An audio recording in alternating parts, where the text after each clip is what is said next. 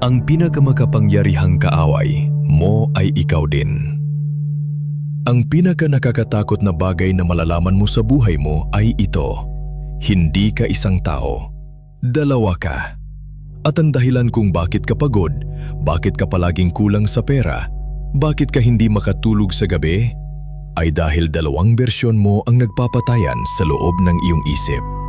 Sa araw-araw, walang tigil, iniisip mo na ang mundo ang kalaban mo, ang ekonomiya, ang boss mo, ang ex mo, ang algorithm, ang swerte. Nagsisinungaling ka sa sarili mo.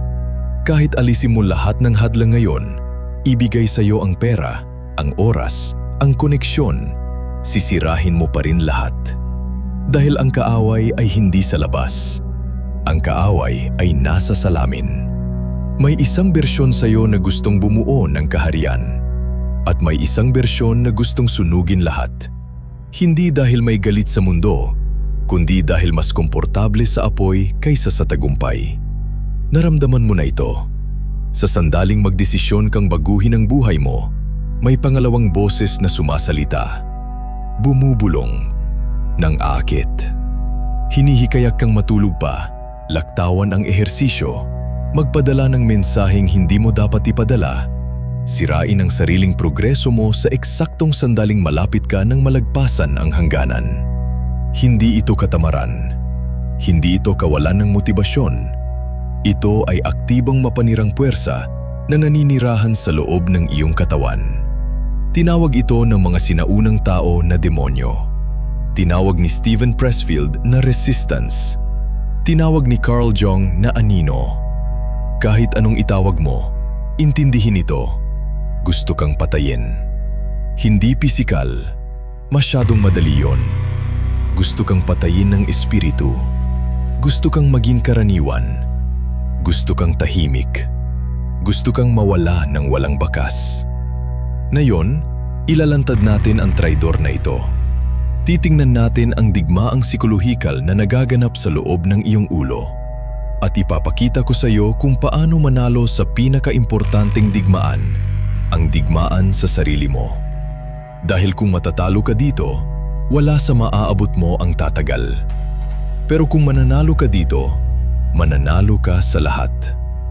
Karamihan sa tao ay namumuhay bilang bihag ng sarili nilang isipan. Namamatay silang hindi nila nakikilala ang taong maaari sana nilang naging. Huwag maging isa sa kanila. Ang tatlong boses sa loob mo. Para matalo ang kaaway, kailangan mong maunawaan ang larangan ng labanan. At ang larangang iyon ay ang iyong sariling pagkakakilanlan. Nagbigay si Freud ng mapa, pero masyadong malambot ang kanyang pagsasalita. Pag-usapan natin ang brutal na katotohanan. Tatlong nilalang ang nag-aaway sa loob mo ngayon para sa kontrol ng iyong buhay. Una, ang halimaw. Ito ang iyong biyolohiya. Milyon-milyong taon na itong mayroon. Hindi siya nagmamalasakit sa iyong kinabukasan. Hindi siya nagmamalasakit sa iyong pamana. Tatlo lang ang pinapahalagahan niya: kaligtasan, kasiyahan, at pag-iipon ng lakas. Ang halimaw ang gustong kumain ng matamis, ang gustong manood ng basura sa YouTube, ang gustong manatiling mahiga. Kapag nararamdaman mo ang magnetikong hinahatak ka pabalik sa pagpapaliban, hindi yon ikaw. Iyon ay ang halimaw na umaakyat sa iyong utak. Ito ay mekanismo ng kaligtasan na nawala ng silbi sa modernong mundo. Nakikita niya ang pagsisikap bilang banta sa kanyang reserba ng enerhiya. Primitive siya, makapangyarihan siya, at hindi siya napapagod. Pangalawa, ang hukom. Ito ang superego. Ito ang boses ng iyong ama, ng iyong mga guro, ng lipunan. Ito ang bahagi mo na sumisigaw kapag nagkakamali ka. Gumagamit ito ng kasalanan bilang sandata. Sinasabi nito, walang kwenta ka, nahuhuli ka, dapat kang mahiya. Iniisip ng karamihan na kaibigan ng hukom dahil nang tutulak ito sa kanila. Mali. Ito ay tirano. Kinokontrol ka nito gamit ang perpeksyunismo. Sinasabi nito, kung hindi mo magagawa ng perpekto, wag na. Ang hukom ang dahilan kung bakit ka nag-iimbot, bakit ka nakatayo at wala kang nagagawa. Ikatlo, ang bihag. Ito ang ego. Ito ang mulat na ikaw. Ikaw ang gising tuwing umaga, puno ng pasa at pagod, nagtatangkang mag-navigate sa pagitan ng isang halimaw na gustong dulutan ka ng mabilis na kasiyahan at isang hukom na gustong bitayin ka sa pagkakamali. Ang panloob na digmaang ito ang nagpapagod sa iyo. Hindi ka pagod dahil nagsipag ka. Pagod ka dahil 12 oras kang nakipag-away sa sarili mo. Naubos ang lahat ng lakas mo sa pakikipagnegosasyon sa mga terorista sa loob ng iyong ulo. 5 minuto pa lang. Sa Lunes na ako magsisimula. Sino ba ako para subukan ito? Tigilan ang pakikipagnegosasyon. Hindi mo kailanman maaaring kausapin ang isang terorista sa pamamagitan ng lohika. Ang tanging paraan palabas ay ang kudeta. Dapat kang tumigil maging bihag at maging diktador ng iyong sariling panloob na estado. Ang diktador ay hindi nakikipagnegosasyon sa mga impulso. Pinuputol niya ang mga ito. Kapag sinabi ng halimaw na, "Pagod na ako," ang diktador ay sumasagot, "Hindi relevant." Kapag sinabi ng hukom na, "Hindi ka handa," ang diktador ay sumasagot, "Tumahimik." Kailangan mong ihiwalay ang iyong pagkakakilanlan sa mga boses na ito. Hindi ka ang boses na gustong sumuko. Ikaw ang nakikinig dito. Sa sandaling na pagtanto mo na ang paghimok na sumuko ay isang pisikal na sensasyon lamang, isang alon ng chemical na dumadaan sa iyong katawan, mawawalan ito ng kapangyarihan. Panuurin ang paghimok na tumaas. Pangalanan ito. Nandito ang halimaw. Tapos, gawin ang trabaho. Ganito mo pinapatay ang pagkahati. Bakit mo ginusto ang sakit? Narito ang isang madilim na katotohanan na maaring masakit. Hindi ka masaya dahil sa malalim na antas ng iyong kamalayan. Ayaw mo. Adik ka sa sarili mong kandurusa. Mukhang baliw ito. Sino ba ang gustong maging mahirap, nag-iisa o walang lakas? Pero isipin mo, ang pagdurusa ay ligtas, ang pagdurusa ay pamilyar. At habang ikaw ay biktima ng sarili mong buhay, hindi mo kailangang maging responsabal dito. Natuklasan ni Viktor Frankl, nakaligtas sa Nazi concentration camps, na ang huling kalayaan ng tao ay ang kakayahang pumili ng sariling saloobin sa anumang sitwasyon. Pero tinatanggihan ng karamihan ang kalayaang iyon. Ang kalayaan ay nakakatakot. Ang kalayaan ay nangangahulugan na wala nang masisisi. Kung tatanggapin mo na ikaw ang arkitekto ng iyong sariling paghihirap, kailangan mo ring tanggapin na nag-aksaya ka ng mga taon ng buhay mo sa pagtatayo ng kulungan at pagkulong sa sarili mo. Napakasakit ng realisasyong iyon, kaya lalabanan nito ng ego mo hanggang kamatayan. Kaya sabotahe ang sarili. Ito ang dahilan kung bakit nagtatalo ka sa iyong partner kapag maayos na ang lahat. Ito ang dahilan kung bakit gumagastos ka ng hindi mo pera kapag nagsisimula kang makatipid. Ito ang dahilan kung bakit nag-binge eat ka sa sandaling makita mo ang pagbabago sa iyong katawan. Tinatamaan mo ang iyong upper limit. Inilarawan ito ni Gay Hendricks bilang thermostat. May setting ka para sa kung gaano karaming kaligayahan, yaman, at pagmamahal ang naniniwala kang nararapat sa iyo. Sabihin nating ang thermostat mo ay nakatakda sa 70 degree. Kapag gumanda ang buhay mo, promosyon, bagong relasyon, ang temperatura ay pumunta sa 80 degree. Ang iyong panloob na alarma ay umuugong. Masyadong maganda ito, hindi ito ako. May masama palang mangyayari.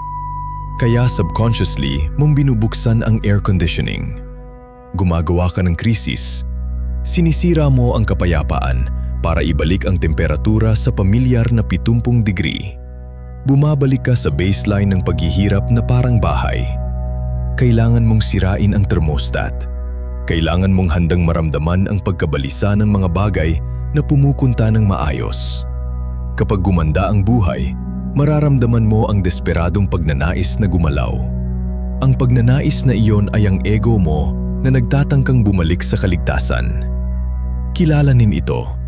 Kapag nananalo ka at nararamdaman mo ang kutitap na gumalaw, iyon ang sandali ng pagsubok.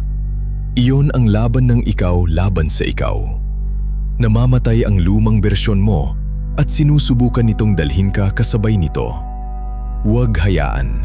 Ang resistance, ang puwersa na gusto kang manatiling maliit.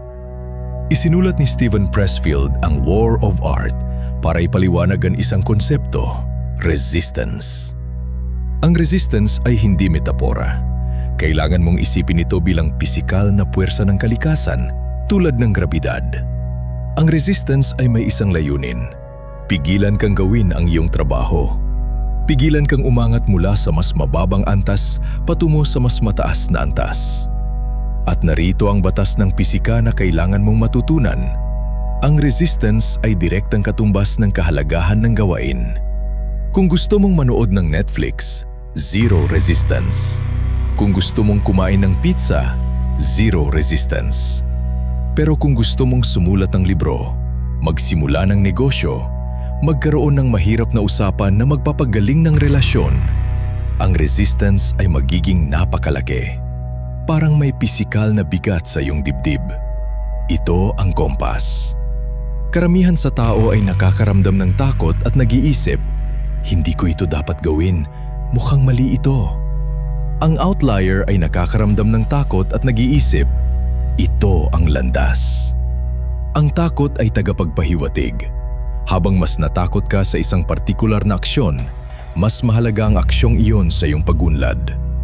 Sinusubukan ng resistance na pigilan ka dahil alam nito ang aksyong iyon ay pupatayin ang lumang ikaw. Kailangan mong baguhin ang relasyon mo sa pakiramdam na ito. Ang mga amateur ay naghihintay na mawala ang takot.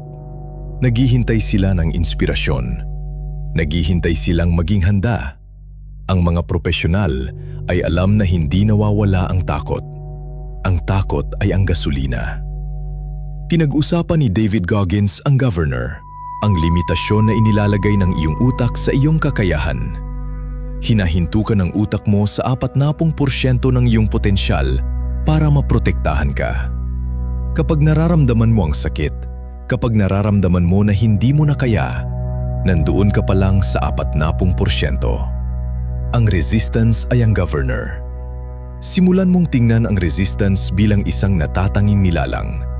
Kapag gumising ka at ayaw mong magtrabaho, sabihin, magandang umaga resistance, maaga kang gising ngayon.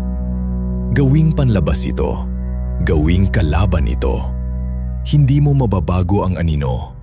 Pero kung bibigyan mo ito ng pangalan, kung bibigyan mo ito ng anyo, maaari mo itong suntukan. Bawat araw na ginagawa mo ang trabaho kahit naroon ang resistance, nagtatanaw ka ng suntok. Nire-rewire mo ang neural pathways. Tinuturuan mo ang halimaw na hindi na siya ang naghahari. Ang anino, ang bahagi mo na tinatago mo. Ipinakikilala ni Carol Jung ang anino, ang madilim pinigil na bahagi ng iyong personalidad. Ang mga bahagi mo na ikahihiya mo, ang galit, ang kasakiman, ang kalupitan, ang mga lihim na pagnanasa. Sinasabi ng lipunan na itago mo ang anino. Maging mabait, maging maayos, kaya ka mahina. Ang taong walang kakayahan para sa kasamaan ay hindi mabuti. Siya ay walang saysay. At ang mga taong walang saysay ay hindi kayang talunin ang sarili o ang mundo. Sinabi ni Jordan Peterson, dapat kang maging halimaw at pagkatapos, dapat kang maging sibilisadong halimaw. Ang laban ng ikaw laban sa ikaw ay hindi tungkol sa pagpatay ng halimaw. Ito ay tungkol sa pagkadenahan nito sa sled at pagpapagawa nito. Pagod ka dahil ginagamit mo ang lahat ng lakas mo para supuin ang iyong madilim na panig. Sinusubukan mong maging banal. Tigilan mo yon. Mayroon kang madilim na panig. Mayroon kang pagnanasa sa kapangyarihan. Mayroon kang galit. Kung pipigilan mo ito, lalabas ito bilang pasibong agresyon, sama ng loob at sabotahe sa sarili. Kung isasama mo ito, magiging gasolina ito. Gamitin ang iyong galit. Sa pakikipaglaban sa pangloob na digmaan, huwag subukang maging mahinahon at malambot. Magalit sa iyong sariling kababaan. Tumingin sa salamin at magalit sa nasayang na potensyal. Ang galit ay mataas na estado ng enerhiya. Ang pagkawala ng pag-asa ay mababang estado. Maaari kang kumilos mula sa galit. Hindi ka maaaring kumilos mula sa pagkawala ng pag-asa. Gumawa ng kontrata sa iyong anino. Ibibigay ko sa iyo ang gusto mo, katayuan, kapangyarihan, mga resources. Pero kailangan mong magtrabaho para dito. Hindi natin ito manakaw. Hindi natin ito manipulahin. Itatayo natin ito. Ito ang sublimation, ang alkimya ng paggawa ng ginto mula sa mga base na impulso. Ang pinakamatagumpay na mga tao sa kasaysayan ay hindi malambot na tao. Sila ay mapanganib na tao na may kontrol sa kanilang panganib. Maging mapanganib sa iyong sariling mga dahilan. Maging walang awa sa iyong sariling kahinaan. Kapag sinabi ng boses, pahinga muna, kailangan gumising ang halimaw at sabihing, hindi. Hindi mo maaring manalo sa marahas na digmaan gamit ang mapayapang isipan. At huwag kang magkamali.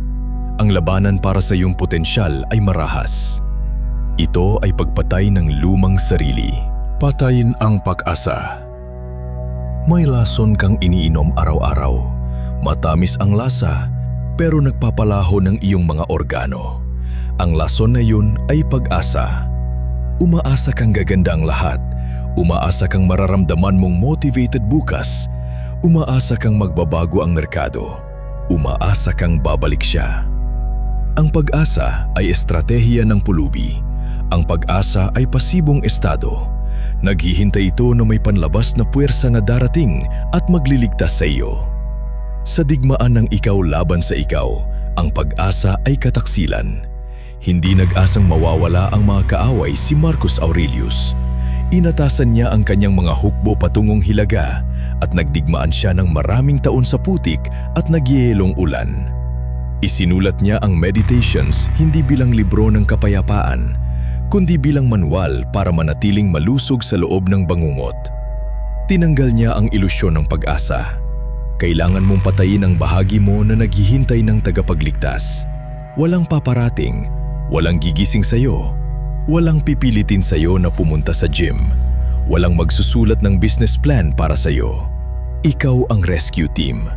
Ang realisasyong ito ay nagdudulot ng partikular na uri ng existential dread, ang vertigo ng ganap na responsibilidad. Kung magulo ang buhay mo, ikaw ang nagulo nito. Kung nag-iisa ka, sarili mong gawa yon. Kung mahina ka, pagpipilian mo yon. Masakit ito. Nakakasunog. Mabuti. Hayaan itong masunog. Dahil ang apoy ng realisasyong iyon ay nagtatago ng sugat ng pagiging biktima. Sa sandaling tanggapin mo na ikaw ang problema, mararamdaman mo rin na ikaw ang solusyon. Habang ang problema ay nasa labas, walang kapangyarihan ka. Kung ang problema ay nasa loob, makapangyarihan ka. Ihinto ang pag-asa. Simulan ang pag-execute. Palitan ang salitang umaasa ng intensyon. Hindi ako umaasang gumising ng maaga. Inilalaan ko ang oras para dito. Hindi ako umaasang matapos ang proyekto. Inilalaan ko ang oras para dito. Ang intensyon ay nagbabago ng pisyolohiya ng utak. Ang intensyon ay tumatagos sa agwat sa pagitan ng pag-iisip at aksyon. Pinapalawak ng pag-asa ang agwat. Patayin ang nag-aasang bahagi. Ipanganak ang estratehista. Ang ego, kaibigan o kaaway. Isinulat ni Ryan Holiday, ang ego is the enemy. At sa maraming konteksto, tama siya. Pero sa digmaan ng ikaw laban sa ikaw, kailangan ng nuances. Ang walang pidil na ego ay kaaway. Inaakalang mas magaling ka kaysa sa katotohanan, kaya hindi ka nag-eensayo. Inaakalang masyadong magaling ka para sa maliliit na gawain. Pero ang ego na natunaw ay walang silbi rin. Kailangan mo ng ego para bumangon tuwing umaga. Kailangan mo ng ego para maniwala kang magagawa mo ang imposible. Ang trick ay hindi ang patayin ng ego, kundi ang pasakupin ito. Kailangan mong ihiwalay ang validation ego mula sa performance ego.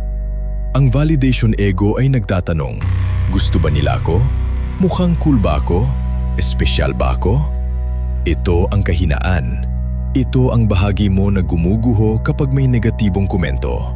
Ito ang bahagi mo na sumusuko kapag mababa ang views. Patayin ang bahaging ito. Ito ay parasito na kumakain sa mga opinyon ng mga tupa. Ang performance ego ay nagsasabi, kayang-kaya kong masterin ito. May pamantayan ako na mas mataas kaysa sa inaasahan ng sinuman. Ito ang lakas. Kailangan mo ng sapat na pagmamalaki para maniwala kang magiging dakila ka. At sapat na kababaang loob para malaman mong hindi ka pa naroon. Ito ang paradox ng outlier. Kailangan mong tumingin sa salamin at mag-isip, pinakamahusay na ako at sabay na, basura pa rin ako na kailangang magsipag. Hawakan ang dalawang magkasalungat na isiping ito ng sabay. Ang paniniwala na pinakamahusay na ako ay nagpoprotekta sa iyo mula sa mga pag-aalinlangan ng mundo. Ang paniniwala na kailangan pang magsipag ay nagpoprotekta sa iyo mula sa kasiyahan. Kung mayroon ka lang ng una, magiging delusional narcissist ka. Kung mayroon ka lang ng pangalawa, magiging depressed defeatist ka. Pagsamahin mo. Hari ako, pero nagtatrabaho ako tulad ng alipin. Ito ang panloob na dinamika ng nagtatagumpay. Tinatrato mo ang sarili mo ng may respeto, pero pinapatakbo mo ang sarili mo ng may walang habas na kahilingan. Gawing sandata ang kamatayan.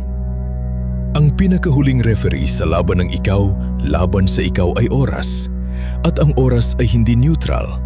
Ang oras ay mandurukot na sumusundan sa iyo. Karamihan sa tao ay nabubuhay na parang mayroon silang walang hanggang oras. Ito ang pinakamalaking kasinungalingan ng halimaw. Sinasabi nito, bukas pa yon, magsisimula ka sa susunod na taon, bata ka pa. Isinulat ni Seneca ang On the Shortness of Life, 2,000 taon na ang nakakaraan. Sinabi niya, hindi maikli ang ating oras sa buhay. Marami lang tayo itong nasasayang. Namamatay tayo araw-araw. Bawat araw na nag-aaksaya ka sa pakikipaglaban sa sarili mo ay isang araw na ibinawas mo sa iyong kabuuan. Hindi ka gumagastos ng oras, ginagastos mo ang iyong buhay. Para manalo sa panloob na digmaan, kailangan mong gawing sandata ang iyong sariling kamatayan. Ito ang memento mori, alalahanin ang iyong kamatayan. Hindi ito madilim, ito ay naglilinaw. Kapag napagtanto mo na ang iyong kamatayan, ay papalapit sa patuloy na bilis, ang maliliit na panloob na labanan ay humihinto sa pagkamahalaga. Talaga bang may oras ka para maging insecure? Talaga bang may oras ka para mag-alala sa iniisip ng iba? Talaga bang may oras ka para mag-procrastinate? Wala ka. Isipin mo na ikaw ay nasa higaan ng kamatayan. 70 taon ka na, huling hininga na, at nakatayo sa paligid mo ang mga multo ng mga ideya, ng mga pangarap at ng mga kakayahan na ibinigay sa iyo. Ngunit hindi mo kailanman pinagsilbihan. Tinitingnan ka nila ng may galit. Nagsasabi sila, pumunta kami sa iyo at ikaw lang ang makakabigay sa amin ng buhay. At ngayon kailangan naming mamatay kasabay mo magpakailanman. Iyon ang bangungot. Iyon ang impyerno. Hindi lugar ng apoy, kundi ang pagkikita ng bersyon mo na dapat sana ay naging, at ang pagtanggap na hindi kayo nagkakilala. Gamitin ang takot na ito. Ang takot sa pagkabigo ay mahina. Ang takot sa pagsisisi ay ang pinakamakapangyarihang sandata. Kapag nagtatalo ka sa sarili mo tungkol sa paggawa ng trabaho, lumukso pasulong sa katapusan. Tingnan ang libingan. Tanungin ang sarili mo. Kung ito ang huling pagkakataon ko para gawin ang galaw na ito, gagawin ko ba ito? Ang sagot ay laging oo. Kaya gawin mo. Mamuhay na may pagkaapurahan ng taong may baril na nakatutok sa ulo niya. Dahil totoo ang baril, ang trigger lang ay pinupukaw ng dahan-dahang pagkasira ng oras. Gumawa ng anti-sarili. Paano natin ito ginagawa sa araw-araw? Paano tayo nananalong tuwing araw? Kailangan mong lumikha ng anti-sarili. Kung ang kasalukuyang sarili mo ay tamad, maligalig at madaling magambala, Hindi ka maaaring magsikap ng mas malakas. Kailangan mong bumuo ng karakter na kabaligtaran. Lumikha si Beyoncé ng Sasha Fierce para magsalita sa entablado. Nilikha ni David Goggins ang Goggins para sirain si David. Nilikha ni Kobe Bryant ang Black Mamba. Hindi ito skizofrenia, ito ay estratehiya. Tukuyin ang kaaway. Isulat ang mga katanghian ng talunang bersyon mo. Siya ay nagpupuyat. Nag-scroll ng 2 oras. Naghahanap ng validation. Kumakain ng basura. Ngayon baligtarin. Likhain ang nagtatagumpay. Siya ay gumigising ng maaga. Gumagawa siya, hindi lang umaarte. Hindi siya nagmamalasakit sa mga opinyon. Tinatrato niya ang kanyang katawan bilang makina. Kapag nararamdaman mo ang salungatan na tumataas, tanungin, ano ang gagawin ng anti-sarili? Tapos humakbang sa avatar. Ito ay pagiging artista. Peke ito hanggang maging ito. Kapag sinuot mo ang gym clothes, sinusuot mo ang kasuotan ng anti-sarili. Kapag umupo ka sa mesa, humahakbang ka sa papel ng arkitekto. Huwag magtiwala sa iyong willpower. Ang willpower ay baterya na naubos. Magtiwala sa pagkakakilanlan. Ang pagkakakilanlan ay walang katapusan. Baguhin ang sinusubukan kong tigilan ang sigarilyo sa hindi ako naninigarilyo. Baguhin ang sinusubukan kong tumakbo sa runner ako. Natatapos ang laban kapag nagbago ang pagkakakilanlan. Ang kapayapaang iyong pipiliin. May 2 uri ng kapayapaan sa buhay na ito. Ang una ay ang kapayapaan ng pagsuko. Ito ang nangyayari kapag huminto ka sa paglaban sa panloob na digmaan dahil sumuko ka. Hinayaan mong manalo ang halimaw. Hinayaan mong manalo ang karanyaan. Nakaupo ka sa sopa, manhid, walang pakiramdam at mapayapa. Pero ito ang kapayapaan ng libingan. Ito ang katahimikan ng kaluluwa na namatay na. Ang pangalawa ay ang kapayapaan ng mananalo. Ito ang kapayapaan na nararamdaman mo kapag nilabanan mo ang digmaan, pinatay ang mga demonyo at nakatayo ka sa gitna ng iyong sariling isipan bilang haring hindi matitinag. Ito ay kapayapaan ng harden. Ito ay buhay. Nangangailangan ito ng patuloy na pagpapanatili. Nangangailangan ito ng pagbunot ng mga damo. Nangangailangan ito ng pagbabantay ng mga pintuan. Pero ito ay buhay. Ito ay makulay. Ang digmaan ay hindi natatapos.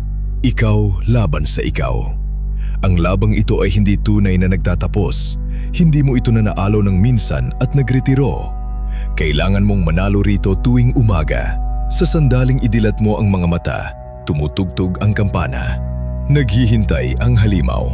Naghihintay ang hukom. Handa silang humila sa iyo pababa. Handa ka bang hilahin sila pataas? Ang manalo sa labang ito ay manalo sa lahat. Kung kaya mong talunin ang sarili mong mga impulso, kaya mong talunin ang anumang merkado.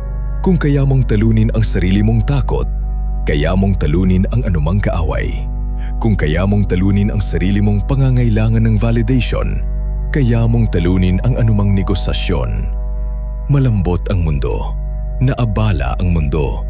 Nakikipaglaban ang mundo sa sarili nito at natatalo. Kung ikaw ang isang taong huminto sa pakikipaglaban sa sarili niya at nagsimula na ng pamunuan ang sarili, lalakad ka sa mundong ito tulad ng mainit na kutsilyo sa mantikilya. Walang katunggali para sa taong natalo na ang salamin. Ang digmaan ay nagsimula na. Ang kaaway ay nasa silid mo ngayon. Nakikinig siya sa post na ito kasabay mo. Sinasabi niya sa'yo, maganda ito, sisimulan natin bukas. Harapin mo siya. Tingnan mo siya sa mata at sabihin mo, hindi, nagsisimula tayo ngayon.